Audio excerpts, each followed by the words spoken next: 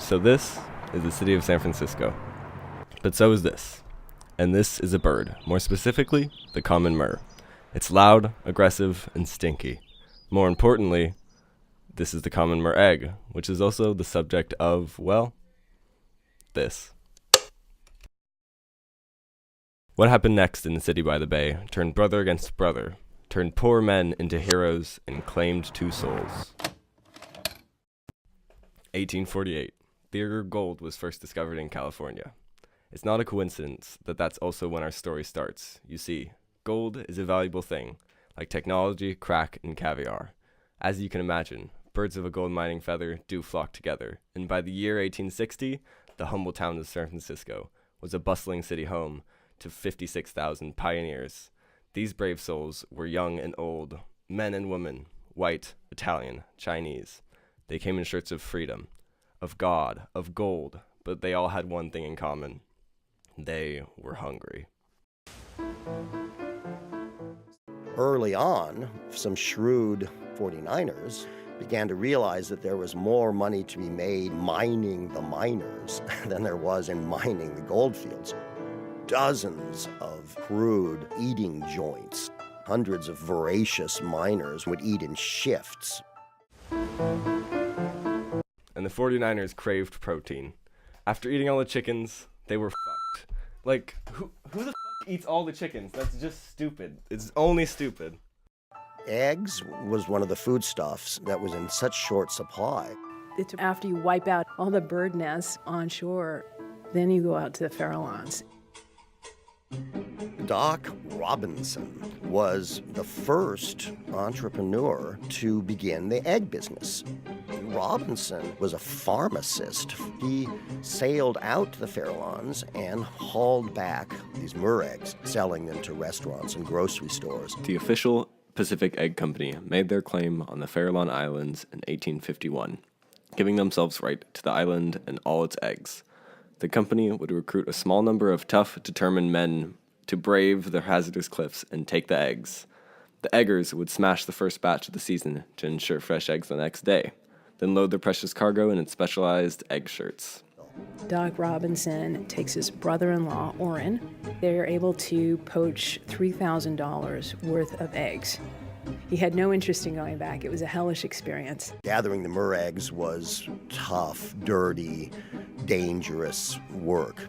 The murres laid their eggs up on these towering, steep cliffs higher than Nob Hill.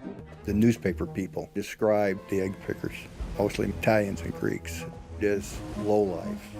There they were, sending their men up to these sheer guano-stinking cliffs, being attacked by swirling gulls, and these were roughneck guys, waterfront types, climbing up, pushing eggs into their special egg pockets. Robinson's egg business helped kick off the egg rush.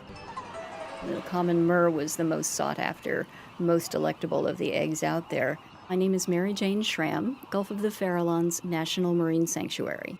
Murre eggs are about twice as big as a chicken egg. The white of the egg, when you fry it, it stays clear and gelatinous, and the yolk is deep reddish, very unappetizing to look at. In the early 1850s, 500,000 eggs were gathered a year. The eggers started coming out about the same time the lighthouse was built at the Farallons. The lighthouse keepers had to contend with these raucous, aggressive eggers, and rival eggers would sail out and challenge them.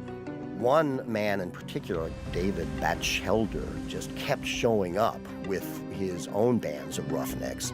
The Great Egg War of the Farallons took place just a few weeks before the Battle of Gettysburg.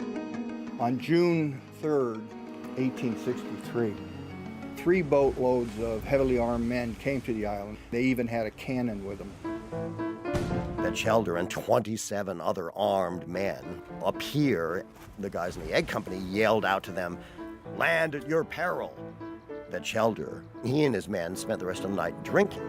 They got themselves into an aggressive, alcohol-fueled state. The egg company warned them, then they opened fire. The first casualty was one of the egg company's employees, Edward Perkins, who was shot through the stomach and died. The guys in the boats, 5 of them got shot, and they were driven off. Finally, the federal government ruled all commercial eggers off of the islands. After that, any egging was done by the lighthouse keepers. Black market trading, trying to line their pockets with eggs. The mer population declined year after year. It went from 300,000 to 400,000 common mers down to 6,000. For decades, it was said that if you ate any baked goods in San Francisco, you were probably eating mer eggs. When chickens finally got established in Petaluma, that's what ended up doing in the whole mer egg industry. The Farallons are now used by scientists. They are tracking the recovery of these species. It's a robust population now, despite the best efforts of the Farallon eggers. Control of the Farallon Islands was given to the U.S. Fish and Wildlife Services. The Pacific Egg Company itself was removed along with all other egg companies by the federal government in the late 1870s, just as large-scale chicken farming was established in nearby Petaluma. Petaluma soon became known as the world's egg basket, in which a community of Jewish farmers raised chickens.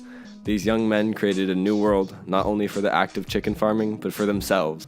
Escaping racism and anti-Semitism, the town was drenched in Jewish politics and passion, a place where secular Jews immersed in Yiddish literature and music and active in union life became a community of farmers, stood their ground with bigoted non-Jewish neighbors, experimented with vegetarianism and anarchist ideas, and assimilated to America without assimilating its more shallow aspects.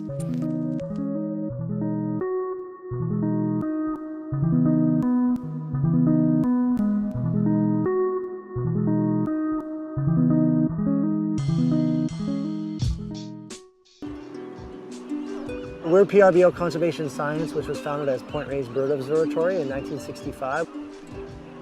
We've been working out here on the Farallons, and it provides a unique opportunity to do pure science, scientific research, but also be able to help use our research to aid in the management of the refuge and to help inform ocean conservation.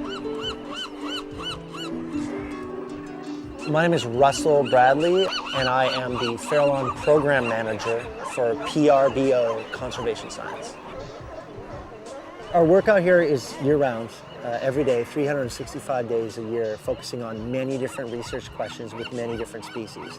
It's allowed us to put together some really long-term time series that last several decades.